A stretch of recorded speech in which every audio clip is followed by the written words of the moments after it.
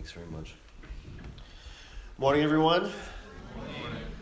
Can we get my slides up and then I'll get us going?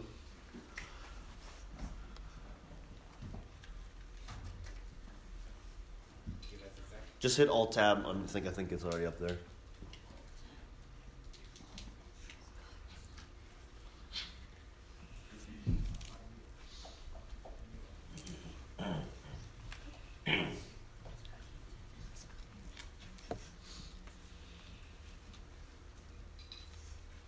There we go. It's good to be with you all. I think most of you know me, but my name is Gregory Shue. I grew up going to this church, and it's always a pleasure to be back. I've enjoyed this chance to kind of preach here more often and be with you, partly because, my wife and I live closer now. It always just so happens that my wife is not here whenever I'm here because our pastor at church in Cambridge tends to alternate between the two of us for when we read scripture or do moderating. So I was actually at our sister church in Worcester a week ago, and they said, "Oh, why is your wife not here?" It's a Friday night. I said, "Well, because she's leading Bible study on campus." So everyone's sort of wondering, are you actually married? I know we saw you at this banquet. Are you actually married? I promised you were married. As you can see, oh shoot, that's too far away. You walk over here. Oh, hold on. It'll work. There we go. As you can see, this is a recent photo of my wife and I and our cat Cooper. He is a lot of fun, but yeah, she can't be here because she's reading scripture at our church today. So, it's good to be with you. Thanks again, Eric, for inviting me and also giving me fewer chapters this time. It was a special challenge to preach through 17, so that was a lot, but it's good that we have only one this time. You guys have been in the book of Habakkuk, which is a great book, underrated. People don't tend to read it, don't appreciate it for what it is. It's a great text. I think there's a lot in it that's good for us. Even now. It's interesting historically, it's relevant contextually and presently, and I think it's a really, really important book. One thing that's interesting about it is that in the book of Habakkuk, as a prophetic book, usually what happens is that you see this time where the prophet hears a word from God, and then he gives it to the people. Right? He tells people, "Oh, you did this wrong, you're doing this wrong, you're doing this wrong," right? "Oh, you should repent, oh, you should repent, you should repent." Interestingly, in the book of Habakkuk, you don't get any of that. There's no sort of political back and forth between God and the people and God. You really only get this conversation between Habakkuk and God back and forth, just the two of them. And there's something really significant and I think very personal about this, right? Because sometimes the Old Testament can feel like it's not very relatable, right? I think that's not true, but we often feel that way. But Habakkuk in particular is actually really, really relatable because it's the conversation that I can imagine myself having with God individually. So, last week you learned that Habakkuk was a prophet speaking on the people's behalf. He was in Judah, and the political and spiritual situation and moral situation was really bad. There was lots of injustice. The rich took advantage of the poor. Spirituality and faithfulness in God was at an all-time low. And Habakkuk, he was sort of saying to God, "Hey, God, what gives? Don't you care about the injustice in Judah? Right? The world is so messed up. Why aren't you doing anything about it?" And God says, "Hey, Habakkuk, I'm glad you asked. I do care. In fact, I care so much that what I'm going to do is this. I'm going to do something amazing that you would not even believe if I told you, but I'm going to tell you anyway. I'm going to stir up and allow the Babylonian Empire to proceed as a conquering wave that will wash over all of the ancient Near East and take over everything. They'll devour and destroy and consume." Okay, so Habakkuk obviously does not like this answer. He said, wait a minute, I thought I asked you to solve my problem, not give me more problems, right? Wait, God, you're a righteous God, right? I mean, how can you look upon them and let this happen? I mean, they're even worse than the Judeans. They take advantage of and devour people. They catch us like fish in the sea. They eat us. They become rich. I mean, this is insane. How can you allow this to happen? Okay, now so Habakkuk, immediately after saying this, he has a sort of self-aware moment, and he says, "You know what, I'm going to go wait on the ramparts to see what God says to my complaint." And depending how you read the translation, you could also understand this to mean, I'm going to now go wait on the ramparts to see what happens when God rebukes me, when I am rebuked, for this sort of indignant response, right? Now, this whole chapter that we're going to go through today, Habakkuk 2, is God's response to all of that. What does God say to Habakkuk's response and complaint? When Habakkuk says, "Your plan is crazy, how can you allow this?" What does God respond? Does God step on him and crush him like a bug? Does he punish him? Does he silence him? Does he keep his mouth shut? Actually, no. For a whole chapter, the chapter that we're going to go about today, he speaks and is clear. He responds very, very clearly. He says a lot. Now, some of what God says is encouraging. Some of it is disheartening, perhaps. But I will say that it is an answer that Habakkuk was glad to receive. You're going to hear what he responds to. You're going to hear his response in chapter 3 next week, which is actually a really, really, really wonderful passage. But he was really glad to hear what we're about to hear today. And perhaps, for us, in our day and age, we might ourselves also be glad to hear about it in some way. So, just an overview of what Habakkuk 2 looks like. It's 3 different parts of different lengths, but it's 3 things. It's first, God announces a revelation of a time to come. And then he declares a judgment of Babylon and all nations like her. And then he renders a sentence in light of their crimes. Okay? So it's a revelation, a judgment, and a sentence. Let's see which one is plugged in. Hold on. Okay. That's fine. Read the text. Then the Lord replied, "Write down the revelation and make it plain on tablets so that a herald may run with it. For the revelation awaits an appointed time. It speaks of the end and will not prove false. Though it linger, wait for it. And it will certainly come and will not delay. See, the enemy is puffed up. His desires are not upright, but the righteous person will live by faith.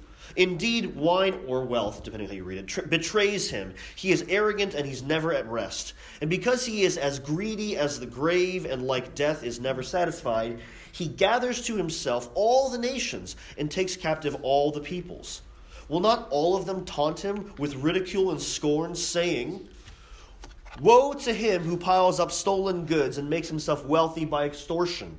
How long must this go on? Will not your creditors suddenly arise? Will they not wake up and make you tremble? Then you will become their prey, because you have plundered many nations. The peoples who are left will plunder you. For you have shed human blood, you have destroyed lands and cities and everyone in them. Woe to him who builds his house upon unjust gain, setting his nest on high to escape the clutches of ruin. You have plotted the ruin of many peoples, shaming your own house and forfeiting your life. The stones of the wall will cry out, and the beams of the woodwork will echo it. Woe to him who builds a city with bloodshed and establishes a town by injustice. Has not the Lord Almighty determined that the people's labor is only fuel for the fire, that the nations exhaust themselves for nothing? For the earth will be filled with the knowledge of the glory of the Lord as the waters cover the sea. Woe to him who gives drink to his neighbors, pouring it from the wineskins till they are drunk, so that he can gaze upon their naked bodies. You will be filled with shame instead of glory. Now it is your turn. Drink and let your nakedness be exposed. The cup from the Lord's right hand is coming around to you, and disgrace will cover your glory. The violence you have done to Lebanon will overwhelm you, and your destruction of animals will terrify you. For you have shed human blood. You have destroyed lands and cities and everyone in them. And of what value is an idol carved by a craftsman, or an image that teaches lies? For the one who makes it trusts in his own creation. He makes idols that cannot speak. Woe to him who says to wood, 'Come to life,' or to lifeless stone, 'Wake up.' Can it give guidance? It is covered with gold and silver. There's no breath in it. But the Lord is in his holy temple, and let all the earth be silent before him."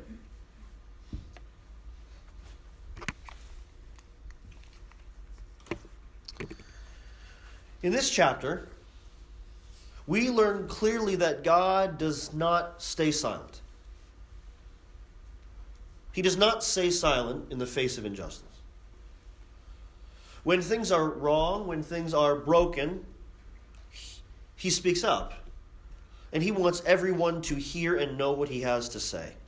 He tells Habakkuk, "Go and get a tablet." And it's sort of funny because you imagine this tablet's made of stone. And chisel this out really quickly for me, right?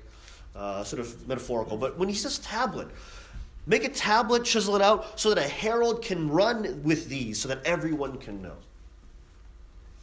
So a tablet in that day, a tablet refers specifically, is probably echoing the idea of the Babylonian tablets. It's their kind of press releases. It's their monuments with text on them. And these tablets record Babylonian versions of history or their exploits or their conquests or what they've done. And they're meant to impress upon the people, this is what has happened, this is what will happen, this is how it's going to be, this is who is in charge. And a herald is someone who takes tablets or news and runs and rides from town to town to announce this news to these people. Right? Actually, this is a side note, but the word evangelism comes from the Greek word euangelion, or evangelion. And an evangelion is the proclamation of a good news of rule, the proclamation of rule. And in Greek that was used when the Roman Empire would conquer a place, they'd kill the king or they'd take over the city, and they'd send out these heralds, these euangelionists, to ride around, and they'd come into the town center and say, hear ye, you have a new king, and his name is Caesar, and he killed your king, and we are better, and we are greater, and now your taxes come to us. And this is actually very good news. Now, the irony is that it really wasn't always that good news. It was sort of like, wait a minute, so now we're ruled by someone else, and we pay taxes to someone else, and actually maybe they're worse than the old guy that we had, so this really might not be good news, right? So in the broken world, in the world where nations rage and conquer one another, these tablets tend to symbolize who the winners are and the losers are, and they're usually not good news for the little people. They're not good news. And heralds symbolize, there's a new rule, there's a new reign. It's usually not really good news. But God says, I want you to get down a tablet, and I want you to write this down so that everyone can know. See, when God writes a tablet, he's taking the very form of saying these empires run around, saying who's in charge, crushing each other. There will be no more of that. Because the final tablet, written on the final stone, will say this. This is the final end, the final proclamation, the final situation of who's in charge and what it's going to be like. God will enact this final victory, and he writes it on this tablet. And I think in some ways this is very subversive language, right? Like, the Jews could not just kind of like write their own tablets and say, like, I don't like the one that's in town. I don't really like, the Babylonian king. I don't like Nebuchadnezzar 1, 2, or 3. I'm going to remove his tablet and put my tablet there. You can't do that, right? There's no freedom of speech in Babylonian Empire. Actually, pretty much any empire. That doesn't really work, okay? So when God says, I will write a tablet, he's really talking about a time when he will really be in charge in this full and amazing way that perhaps they've been longing for. But he's speaking of a time to come. See, one of the main challenges of this is that though it will linger, though this time will linger, it will not delay, so wait. Wait for it. See, one of the many challenges of this specific text, and I think honestly of a lot of the Bible, is that God clearly says, the thing that he's clearly saying is coming in the future. It's a time to come. But it's not totally here right now. The promise of God, the ultimate reign and rule of God, the final version of heaven and earth, are on their way, as sure as the sun rises. But man, that sunrise might feel like a very long way off. God says, though it will not delay, though it lingers, it will not delay. Wait for it. Wait for it. You should live in expectation and in response of it. Right? If you know the new king is coming, you might decide that you're going to wait for the new king to come before you cash in all of your stuff and go work for the current king. Right? He's saying, don't cash in, don't put your trust in the current king. The new king, the final king, is coming. The final kingdom is coming. Trust in that coming. But how long is that going to come? It sometimes feels very challenging for us. See, especially when it comes to justice and injustice. When it comes to setting things right, why shouldn't that come now? Well, why can't all evil cease and all crying stop right now? Why?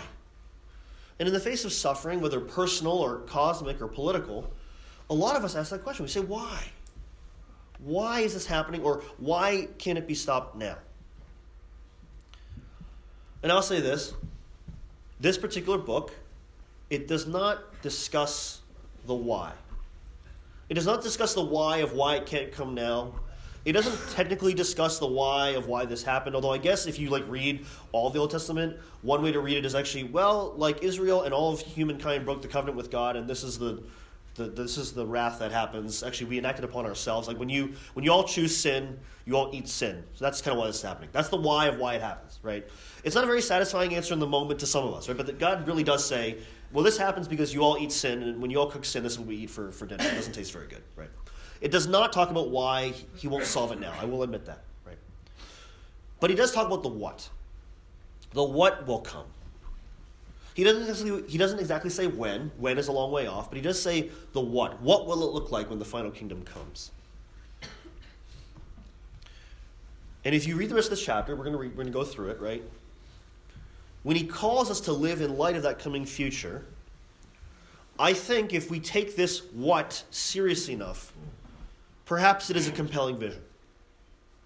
Perhaps it's a compelling vision enough to decide, yeah, you know what? I am willing to live in light of that coming future, even though it's not here right now. I'm willing to live in light of the coming kingdom instead of the kingdom here now. Right? If you believe that God will deliver on his promise, if you believe that the coming kingdom is good enough, if you believe that it is worth living in light of that one instead of cashing in right now, then perhaps this will sound like good news. I will say, if you don't think that final vision is worth it, if you don't think it's going to come, if you don't think that actually it's worth holding out for, then this will not feel like good news. I can't do anything about that. But if you do perhaps wonder, maybe this is worth trusting, I think it's immensely good news. The first part we get into after this revelation is the judgment. So in the next 3 verses, it's very short, but God declares a judgment. He assesses the Babylonians and every nation like it, and he pronounces what they truly are, and he calls it what it is. He says that they are puffed up, they are prideful, that they have unright desires. And I think this is important. I think it's important, right? He doesn't go at great length in this passage. If you read the rest of the Old Testament, other prophets, you'll get a lot of insight into sort of like the wrongness that's done. And we hear a bit more about it in the sentencing. But in the judgment, God is pretty straightforward. They're puffed up and prideful, and they have unright desires. They trust in themselves, and they want things that are wrong, or they want things in a wrong way, depending on how you want to read that, right? And I think this is actually interesting and sad, because to be puffed up and prideful and to want things in the wrong way or want the wrong things, that is the epitome of all sin for all time for all people. In Genesis 3, when the snake goes to Adam and Eve, he says, hey, don't you want to be like God? Now, actually, Adam and Eve were like God. They're made in the image of God. They're loved by God. They have all the godness they need. But the snake deceives them and is like, hey, don't you want to be more like God? Don't you want to be more than what you are? Don't you want to be prettier, smarter, sexier, faster, richer? Don't you want these things? And they say, yes, I do, puffed up. And then he says, well, if you want those things, there's this fruit that I know you're not supposed to take it, but it doesn't really matter, because if you want it, go and take it, it's yours. And then you can have everything you want. Then you'll be like God, knowing good and evil. And they say, you know what? I do want to be more puffed up. And you know what? I do want these things. I do want, and it says that even Adam, they looked at the fruit and they said it was pleasing to the eye, good for food, desirable for gaining wisdom, right? So beauty, food, and wisdom, right? And they said, well, beauty, food, and wisdom, if I take it, then I'll get all these things and I'll have what I want. So what's interesting is that like beauty, food, and wisdom are good things. They're good things. Beauty, food, and wisdom are things that God gave Adam and Eve, right? He wanted them, they were beautiful, and they did have a wisdom, they were going to have wisdom, but he just didn't want them to go take it through this wrong kind of way. That's an unright desire. But there are lots of things in the world that we want at all times, right? We want to be comfortable, we want to be happy, we want to be loved. Those are good things. Actually, to be made in the image of God is to have a reasonable, strong desire for these things. Right? God created us for love, for creativity, for production, for making good in the world. So the things that we want usually are they're right desires, but we just want them in wrong ways. We say, I want to be loved, and so I'll just date whoever the first person I meet who likes me, even if they're not a good person or they're not a Christian or whatever. Doesn't really matter, right? Unright desire. You say, oh, well, I want to be happy, and so, it doesn't really matter if I kind of take things and kind of hurt other people. I just do what I want, it makes me happy, right? Unright desire. When we become puffed up, thinking that there are ways that we can be, should be, that don't conform to God's idea, that we become puffed up and prideful, we take hold of our desires in wrong ways. The truth is the majority of sin that all humankind has ever done is really an unright desire action, right? Most people don't walk around wanting explicit evil in most cases, right? That's actually pretty rare. Most of us want things that we're created to want, but we want them in evil or broken ways. and we rationalize it. You say, well, everybody's doing it. Well, they won't miss it. Well, they won't care. Well, she was asking for it. Well, nobody minds, right? We rationalize these unright desires, right? So when God condemns Babylon, what I think is interesting is that within this condemnation, now, so again, they do this stuff on like the grand scale. When they say, I want the riches, they don't just they just want like a better paycheck. They're like, I want the entire wealth of that neighboring country, right? So like few of us are actually that greedy, like thankfully, thank God, right? But like very few of us are like Jeff Bezos greedy, right? Like I want more money than all of humanity could ever own at a single time. Like very few people do that, right? But this is Babylon. They're like, we want everything. We want everything from all people and all times. They want everyone to bend to them, right? So they're obviously sitting on this grand scale. But actually what's troubling is that all of us as individuals, we could be guilty of the exact same thing, just in its own different bite-sized way, right? So that is troubling, perhaps, for some of us, right? We should recognize that. But he's really talking about Babylon here, so let's talk about Babylon. Puffed up in unright desires, right?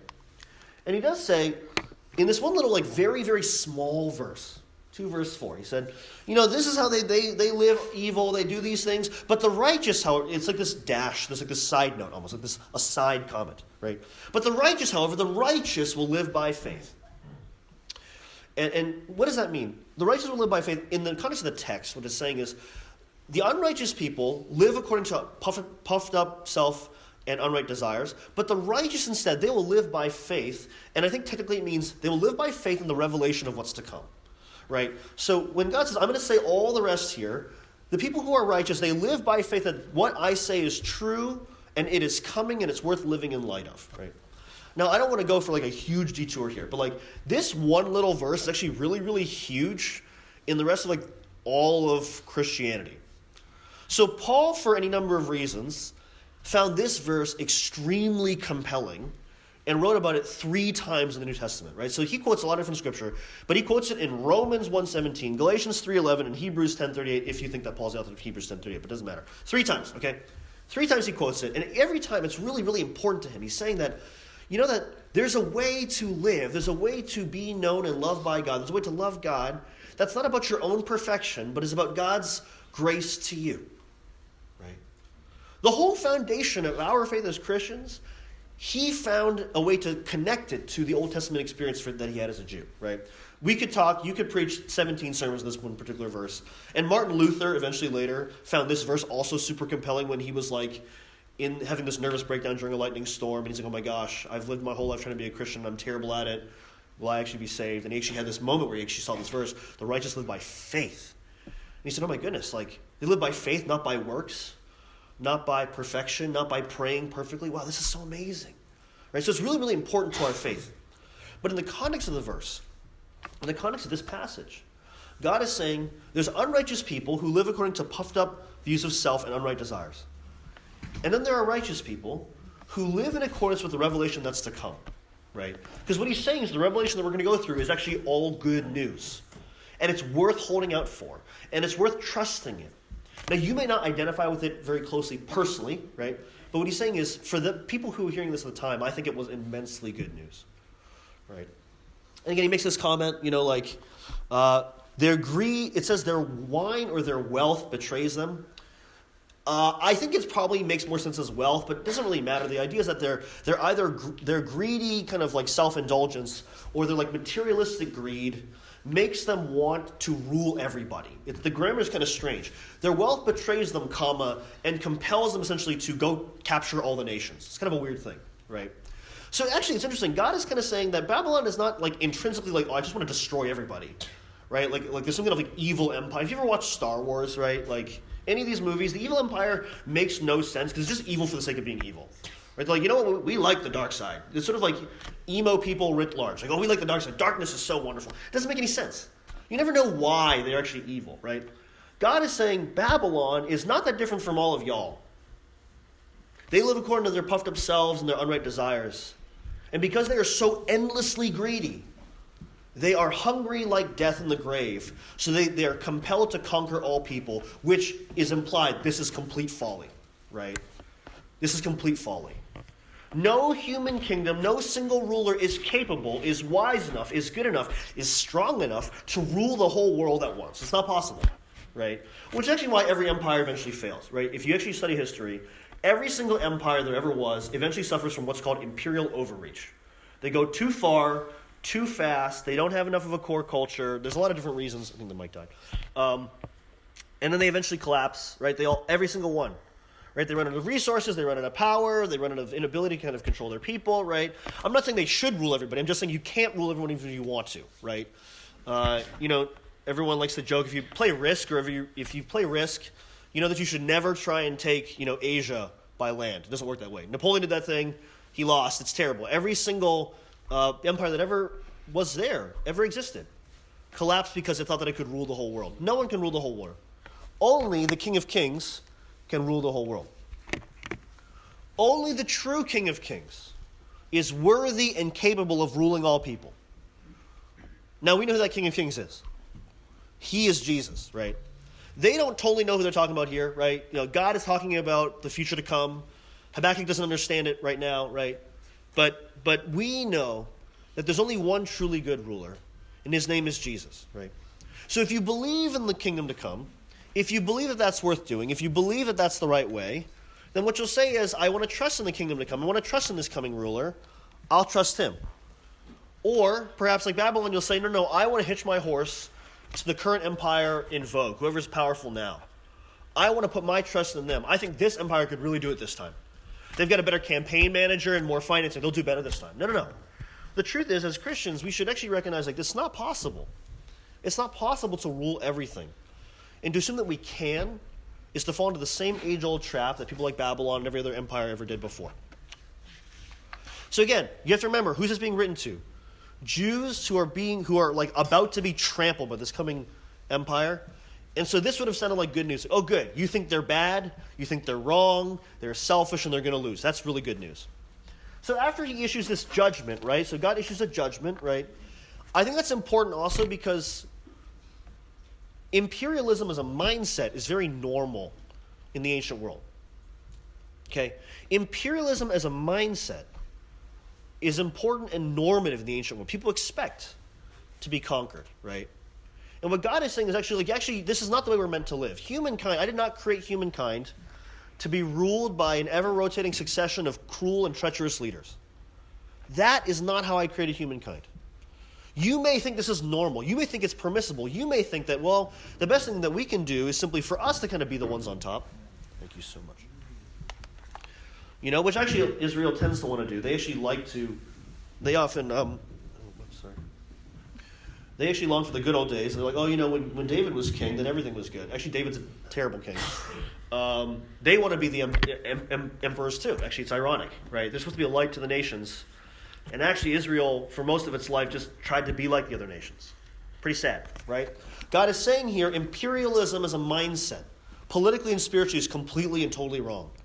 No human is fit to rule any other human in this manner. Don't think this way. You shouldn't think this way, because only I, as God, can do this. So then he issues a sentencing. Now, the sentencing comes in the form of 5 woes. I think it's sort of a funny word. Woe. Woe to you. Woe to him. It's very old language, right? I'm also told that this is the structure typically of how a funeral eulogy in that day might have been structured. I don't totally know if that's totally true, but I think the idea would have been we lament because this person was so great. We lament this person because this person was so wonderful. We were so sad because this person did great things. God turns it on his head and said, no, we're going to hold a funeral, then we're going to talk about how bad this person was, right? We're going to talk about how terrible they were. So there's in no uncertain terms. And this is not how we live and how we're supposed to lead. This is not the final day. You're not just ever going to be in this carousel of ever-revolving empires. All right, so here are the 5 woes. The first 2 are about extortion and unjust gain. Economic exploitation, unjust system. So woe to him who is wealthy by extortion. The plunderer will be plundered. And then woe to him who builds by unjust gain. The builder will have shame on his house. And I think what he's talking about here is that there are definitely unjust practices in commerce and business and politics. That is no different today, right? A lot of politicians, right, when they go to go be part of a bill, They say, well, I'll sign your bill if you'll kind of add another $10,000 for my district on the side. We call it pork barrel spending, I think, in America, right? But even just on a personal level, like commercial level, right? Like charging people more just because you can, right? So now what's interesting is like, so I'm not a communist. I think communism is pretty terrible. But I think what this comment is making is that actually there are limits to capitalism. I don't want to over-apply this, but like to charge more because you can, even if it's detrimental to people and society, is the thing that the Bible is actually painstakingly clear is wrong. To hold debt over people for more than 7 years, the Bible is eminently clear. This is super, super wrong, right? And interestingly, like in our society, I don't just mean America, but I mean a lot of the Western world, we're pretty used to perpetual endless debt. National debt, personal debt, credit card debt, college debt. I've got a lot of friends who have college debt, right? That's pretty miserable, right? And we're used to these things because we say, well, like you just charge what the market charges, right? As if the market is God. Right? Again, I'm not here to kind of issue a tirade against capitalism. I'm not saying that. I'm not saying you don't deserve what you make. That's what I'm saying. I'm just saying that like to charge more than what you should, whatever that means, is pretty clearly wrong, particularly when it hurts society and hurts people. And this whole thing is about a whole society crushed under the inability to purchase and live because of injustice and imbalanced wealth. Right? So woe to those. The plunderer will be plundered. The builder will have shame upon his house. Right? The one about building is interesting. Wait, let me make sure I got this one here. Oh, yeah. The second one, it says, like, he builds his house on high to escape ruin. And I think what he's kind of implying is something like, all the poor, smelly people down there, you just build a taller house, you don't smell them, right? And it's not a perfect analog, but, like, I do sometimes wonder about, like, if I, some of us, we've seen or live in gated communities, and it's not like it's an evil thing, but, like, there's a way in which we become insulated from the real suffering of the world and the reality of the world, or we do this mentally. We just don't watch the news, or we like, I don't want to engage with those things, right? And I sort of wonder if like, is that not maybe kind of building our house higher to avoid ruin? Because there is ruin in the world, right? There is ruin in the world. Aren't we supposed to care about ruin in the world? We're supposed to care about broken things and broken places. God is saying that we're not supposed to do that. We're supposed to actually take seriously that we shouldn't build unjustly. Third, woe number 3, he builds by bloodshed, right? Woe to him who builds by bloodshed. And this can mean one of two things. It's probably both. It's either a condemnation of slave labor, slavery, or military conquest. And it ends up treating, where the evil person like treats people like animals, right? Now, slavery in that day was extremely common. I don't know if you know this, but like the Jews practiced slavery of other people. They indentured themselves, which is sort of like economically a little bit more reasonable. But if they conquered the Philistines, they took them as prisoners and captives too. This is a pretty common practice in the ancient Near East. And it's very detestable for certain. I'll also say the American version of slavery is probably actually in most ways even more detestable because instead of like, I conquered you, now you work for me, it was like, I've got a God-given right because like you're a different skin color for me to rule you. And so for us as a nation to comprehend that, like, God is pretty serious, but anytime we treat someone like animals, right? And I think for us in this country, we have not settled how we deal with that. We've not settled how we deal with that.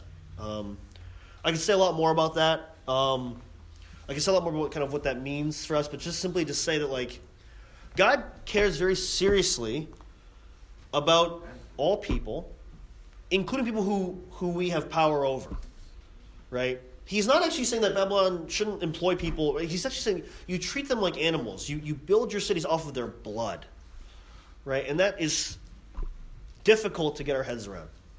I was in Qatar this summer on the way back from my family trip with Lily, and we were kind of in Asia, and then we stopped Qatar on the way. And Qatar is a kingdom that it's ruled by this like one extensive family, and they all have lots of oil money. And they're hosting the 2022 World Cup or something like that, right? It's like one of the hottest countries like ever, and they're going to host the World Cup there in the summer. So that doesn't make any sense. So it's also one of them, they bribe their way to get this kind of thing. But what's even worse, other than bribing the International Committee for Football, which is itself very corrupt, they've built their their stadiums using like Nepalese migrant labor, and they don't really pay them anything, and a lot of them die when they're building these fields. It's so hot there that they cannot repair the asphalt except at 2:30 a.m. in the morning, when they get paid nothing, right? And so think about sort of like, here's a kingdom who looks really good, right? And they're literally building these stadiums that are supposed to kind of like celebrate their coming to the world stage on the backs of people who are literally dying and clearly have no kind of workers' rights or living wage or anything, right? So that's kind of a far-off example. I think there's a lot more examples that are a lot closer to home here. But we should be conscious of the fact that a lot of our modern society is far too comfortable with whatever the market deems reasonable for somebody's life, right? If God judged our value on the basis of a market and the currency was righteousness versus sin, well, we'd all be dead anyway, right? So I think this challenges us to say, how do we actually think about people and what they're worth?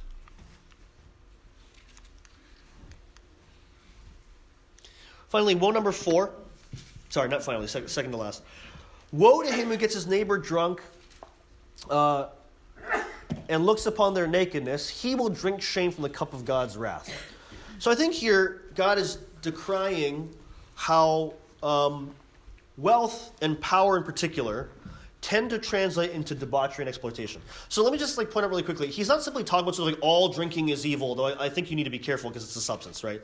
He's really talking about how people in power tend to revel and debauch and celebrate in evil and broken ways, and it tends to result in mocking others or using others, right? So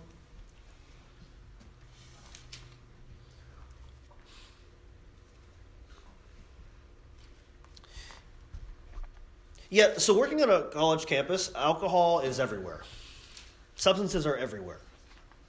And I guess there's to some small degree, sometimes when you talk to students or you watch fail army videos on Facebook, people who are drunk are kind of funny. I guess that's maybe true on a little small scale, right? But eventually it's not very funny. Maybe 3 more drinks in and it's really not funny. DUIs are not funny. Overdoses are not funny. There's a student at Duke, this is after I was gone there, this is after I graduated, but there was a student at Duke who was in a Greek organization. I'm not trying to say that all Greek organizations are all terrible, but a lot of them are characterized by lots of wealthy privilege, which results in spending that money on alcohol and partying a lot. Okay? Again, I'm not decrying all these things, I'm just saying this is one consequence of this. And this one guy was at one of these parties and drank so hard, so much, right? And he probably done this many, many times. You don't go 10 shots in you've never done it before, right? So he drinks a lot. And on this particular occasion, he's hanging out on some kind of balcony or back stoop. Because he's so drunk, when he kind of walks and tries to walk, he slips and falls and he breaks his neck after falling down these stairs, right? And I'm struck by the needlessness of this death. Right, there's a lot of death in the world that feels senseless, right? But to me, as someone who works with young people regularly, this is so painfully senseless, right? Now, maybe he drank because he was actually alone and lonely and depressed and sad. That's actually totally possible and reasonable. I work with lots of students for whom they drink to cope with their social anxiety or to feel like they fit in, right? But also I think what God is saying here, sometimes we drink because we feel invincible because we have privilege and power. We revel, we hurt people, we hurt ourselves because we think that because of our power and our privilege, we can do whatever we want. And what was really interesting was that actually after that student had passed away, had died, there was a eulogy given for him in the chapel, and the pastor, who I would say I respect a lot in a lot of cases. He's got some great theology about what it means to kind of be like Christ to other people. He gave this image of it's really sad to watch this student die. It was sort of this fine bottle of scotch being broken open before its time. And I found this super distasteful. Extremely distasteful. Because I was wait a minute, this is a tragedy. It is. But this is so painfully avoidable. This is so needless that this happened, right? This is because on college campuses, and actually in plenty of places in America, we validate a culture where because you have power and privilege, you can do whatever you want. You can celebrate however you want, When your team wins the World Series or whatever, you can light cars on fire and no one gets arrested. That's kind of crazy, right? Like we think that's normal. We think it's okay. And so I just want us to think about, what does it mean when power and privilege leads us to celebration in a way that is hurtful to ourselves or other people? And then I'm going to add one more, though, which I recognize, we're in a mixed age audience. And just to be, I guess I thought a lot about this, but, if you're youth in the room, you're probably thinking about this anyway. This comment, this section, they get people drunk to look upon their nakedness. Could be I got them drunk and then they took off his clothes and I laughed at him. Or it's talking about sexual assault. I don't know that there's a way around that in the text. Right? Now, I also don't feel bad because this is talked about a lot, very, very openly in the Scripture because it's considered a sin. Thank God, right? It is. I also talk about it because it's relevant to our present day and age as we're more and more conscious of the reality of power dynamics between men and women and how so often women are the ones who are harmed when we all go out to have a good time. Okay? I also work on college campuses, right? The number of students, mostly women, who experience violence and exploitation, often around kind of supposedly celebratory environments, right, is way too many to count. And I've had the difficult experience of having to walk a student through the aftermath of an experience like this. I actually had to be the person who helped her process what had happened, to put it together for herself. She was trying to piece together the events, not simply because she had too much to drink, although truthfully she didn't, I don't want to get into that. That wasn't the real problem. The real problem was that it was so traumatic she couldn't make sense of what the experience was. And so as we kind of sorted through the facts, I had to kind of say, I actually think that what happened was not consensual, that there was, hurt there. Why do I say that? It's important for us to recognize that this is wrong, and this is in our culture and society, and we should not be, it's someone else's problem. It's not somebody else's problem. Every man, it is our problem. Every woman, it is our problem. For women, many of you know, I got to be careful who I hang out with and when and where I go at what hour of the night. That's most of you know that if you drive it all on your own, right? Many of us mention, that's someone else's problem. Well, I think it's all of our problem, right? Some of you know that there was a case at Stanford pretty recently. This swimmer, Brock Turner, sexually assaulted a young woman who recently actually revealed her identity. I think some of you know this perhaps, but she was known as Emily Doe in the case. When she revealed her identity, she wrote a book about it. She's moved on with her life and is a very articulate woman.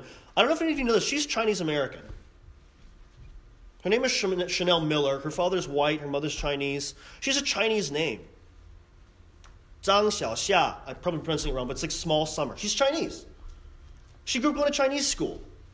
By some accounts, she might have grown up going to a Chinese church. She's Chinese American. She's like us. And I speak with a lot of vehemence about this because we talk sometimes as if problems in the world, sin in the world, is out there, and we have nothing we can do about it. And we're not connected to it, right? I say this also because if any of us have ever experienced anything like this, I don't know if anyone in the room has, but if you have experienced anything like this, God sees it, and he knows it's wrong, and he says it's wrong, and it should not be. We don't, as a culture, both Chinese and Christian, tend to know how to talk about these sorts of things. I'm not trying to condemn anyone with that. I'm just saying it's often hard to talk about, but God does not have a problem talking about it. He opens his mouth when we are urged to be silent in the face of oppression.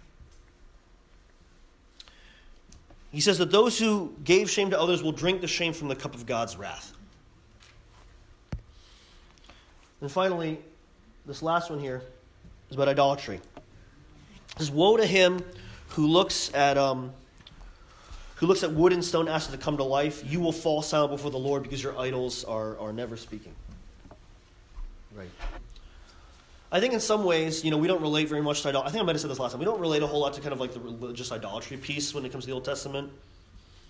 Because we don't unless you grew up in kind of like a Buddhist setting or something, we don't tend to think this way about sort of idols and foreign gods. Right? But the whole idea about idolatry that's problematic is that human hands make idols or figures. And they say, well, this is a god, right? And what God says, that's crazy, because what you're saying is you made a god, and you call him a God, but you made him, and so what you're really saying is, I am God. Right? I am God. And every time that humankind does this, what they create for themselves is a God in their own image who suits their needs and validates their culture and all of its brokenness and empowers their way of being and everything that's wrong about it. You can go to the next slide. So this here is an image of Marduk. Marduk is one of the chief gods of the Babylonian mythological cosmology. And you can go to the next slide. Marduk is their kind of like Jesus sort of Superman hero. What's interesting is that Marduk is, from a Christian perspective, is pretty terrible. Marduk fought his sister, Tiamat, who also, she's the kind of like demon griffin thing, so she looks pretty scary, admittedly. Okay, so apparently like he's supposed to symbolize order, and she symbolizes chaos. Again, a lot of ancient stories are kind of like this, right? But the creation myth of Babylon is this. Marduk enacted violence upon his sister and cut her in half. And he used the upper half of her body to create the sky, and the lower half of her body to create the earth. Right? So, intrinsic to the Babylonian spirituality is violence. Particularly violence against women, right? So, but it's like, this is how you create things. You create things by killing things. Right? So no wonder they're a conquering people. No wonder as a people they think it's normal to go out and take control and cut in half and destroy and torture and other people. It's normal to them. Now, you can sort of ask a chicken and egg question. Like, well, where did they get the idea from? Did they create this story because they had the idea? Did this idea encourage this story? You can go either way on that. But there's a reason that idolatry is dangerous, because when we create God in our own image, it becomes infected by sin, and we call things good that are actually bad. We say, oh, that's good, when it's actually bad, right? We elevate evil, and we rationalize it as normal or forgivable or even virtuous, which is completely terrifying and dangerous. All right, spent a long time on that. We'll move on. All right, leave it there. So what do you do with all this? What do you do with this? That's a good question. So if you focus on the woes as like this is how bad everything is, then you're like, well, yeah, it is pretty bad. Everything's bad.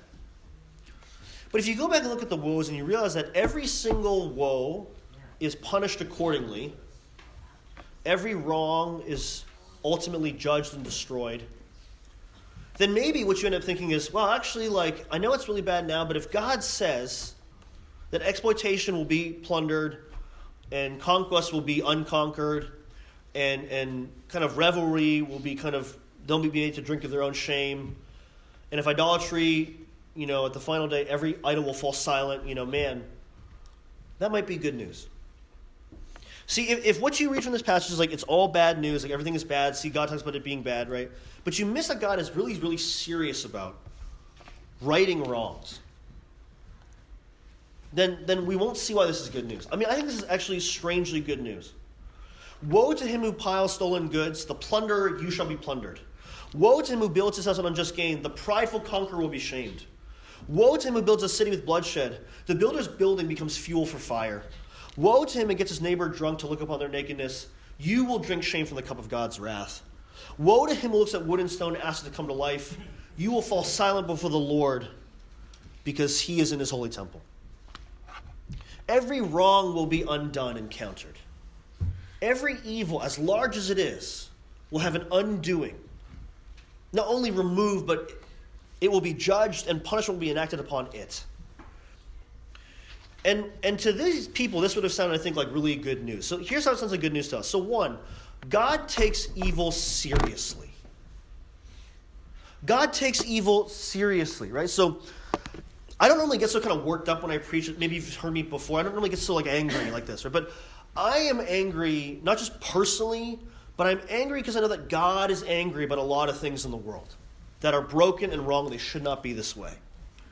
The things that we see on the news and on the college campuses and in people's lives, they should not be this way, right? And I think it's a very Chinese mentality, and I'm speaking from my own perspective here, that we just sort of accept suffering for what it is. We're just going to move on, right? We have this saying in Chinese, we say, 吃苦, right? You eat suffering. You bear burden and kind of proceed. And I get that, right? We have endured a lot of suffering as a collective people. It's like, wow, so much suffering, you know? And so it actually makes sense that you say, well, man, if it's all there is, if all there is suffering, what you can do is you eat it and you make it your food and you move on. And I think that's served our people for a long time. But because we are Christian, that mentality alone is not enough and actually falls short of the good news that these things are wrong and evil, and they deserve to be spoken against and turned away and crushed and ultimately dealt with so they're never there again. We should make things right. Things should be made right. They will be made right. That should get us excited, right? I think we have a hard time getting excited or being hopeful because we're so used to bad news. We are supposed to get excited that God takes evil seriously. God sees and knows injustice. He sees pain and wrongdoing, both great and small. He takes it seriously. He judges those who are selfish and prideful, and he foretells their downfall at their own hand, essentially. If you sin, you will experience sin at your own hand. They reap what they sow. So he decries their acts of violence, self-righteousness, and exploitation. The evil they gave to others will be given back to them.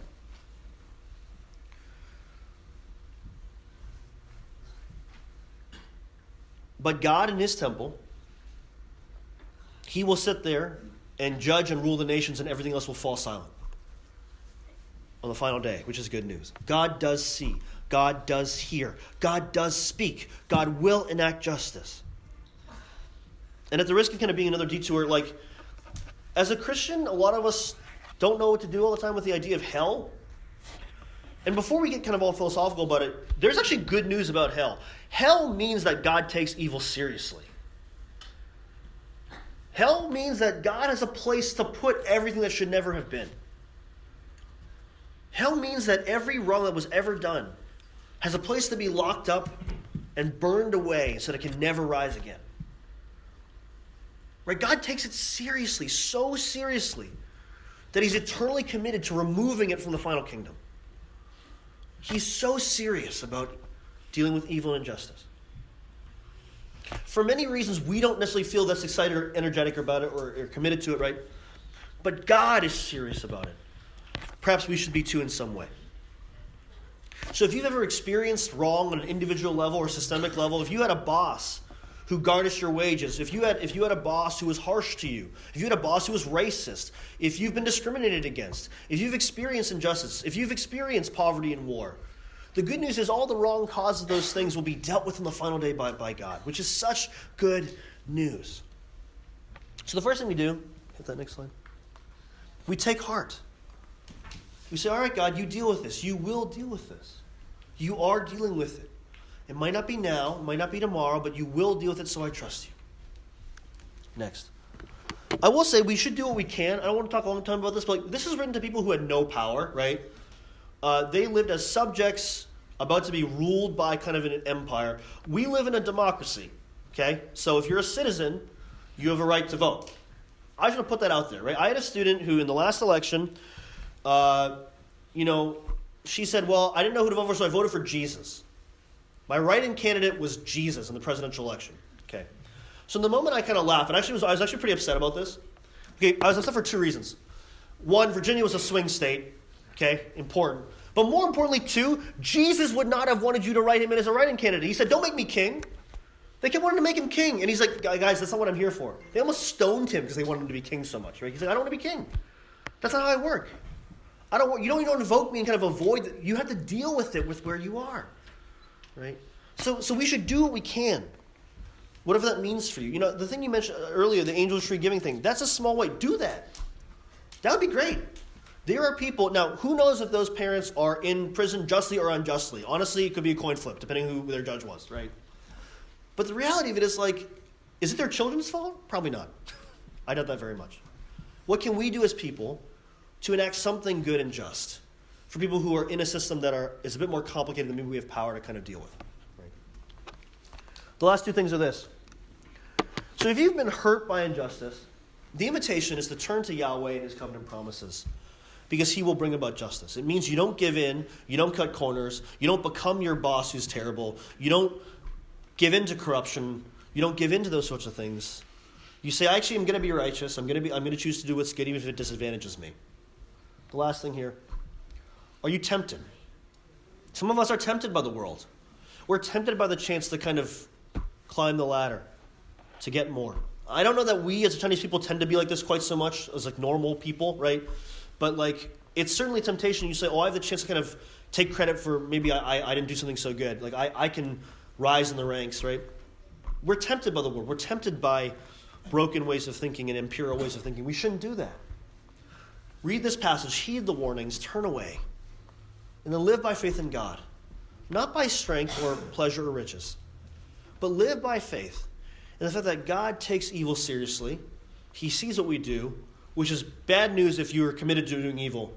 But he also says he's going to deal with it, which means it's good news if what you say is, I don't want to step into evil. I trust God. I trust that he loves me, that I have faith in the revelation to come, that all evil is going to be dealt with at its proper time and place. And so I'm not going to partake in it. I trust God. And with that, let's pray. Father, Son, Holy Spirit, we need you. We need to trust in you, especially in the face of local, personal, national, political